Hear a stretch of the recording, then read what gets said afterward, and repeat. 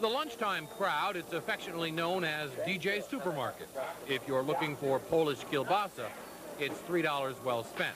But it's also a gathering place for the Polish community, a place to pick up Polish magazines and newspapers and talk about the president's visit.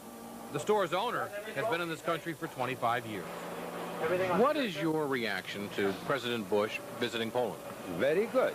Every Polish people like Bush go for Poland.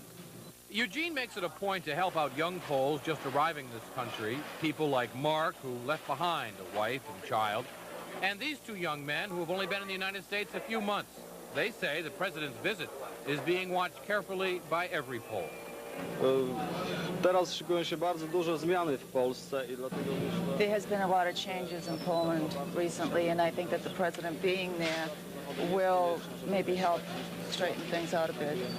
No to można będzie powiedzieć. No, he don't think that the president can change any of the situations over there, but he thinks that maybe he can, you know, sort of help the leaders change their thinking. The Polish people no like Russia. Yeah, maybe Bush help for Poland now. For many Boston area Poles, the slow pace of change in their country was a big reason for leaving.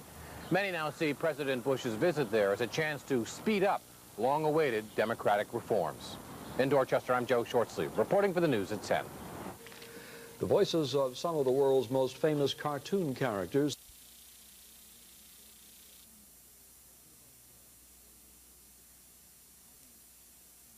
Of the residents. Most of these houses are a long driveways set way back, and we've just checked on the safety of the people. We haven't assessed any damages to buildings as yet. Walter Duval stood dumbfounded on his deck. Only his dogs were home during the storm. His house made it, and so did they. I just couldn't believe it. It must have been one heck of a storm. But my next door neighbor had called me and told me, so I knew something had happened. I didn't know really what. This road sign blew about 200 yards to end up on a front lawn, a souvenir of the severe weather. Now, at this time, the National Weather Service says that those storms that hit the area in central Massachusetts were indeed, quote, mini tornadoes after assessing the area. We also know that there are states of emergency now in effect in Ashland and Sterling. The Ashland state of emergency is because of extensive damage to trees and some buildings, and the state assistance will be called for there. Also in Holden, Clinton, and West Boylston, there is all heavy tree damage, and several roads in those towns continue to be impassable. The ones that we went through were areas that had been opened up by state public works crews and local crews who were called in. Miraculously, the point here to stress in all of this is that there was no serious injury in any of these towns. Some other towns hit in eastern Massachusetts, northeastern Mass, no serious injuries reported, at least as of now, in any of those towns. So a miraculous situation with the weather being as bad as it was this afternoon. Jack and Darlene?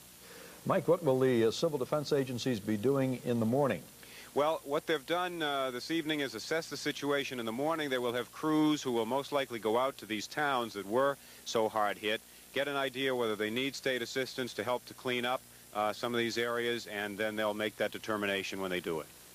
Okay, Mike, thanks for that live report. I'll tell you, this weather reminds you what was happening last week, too. And Ron Harris, our meteorologist in the Weather Center now, with an explanation about that.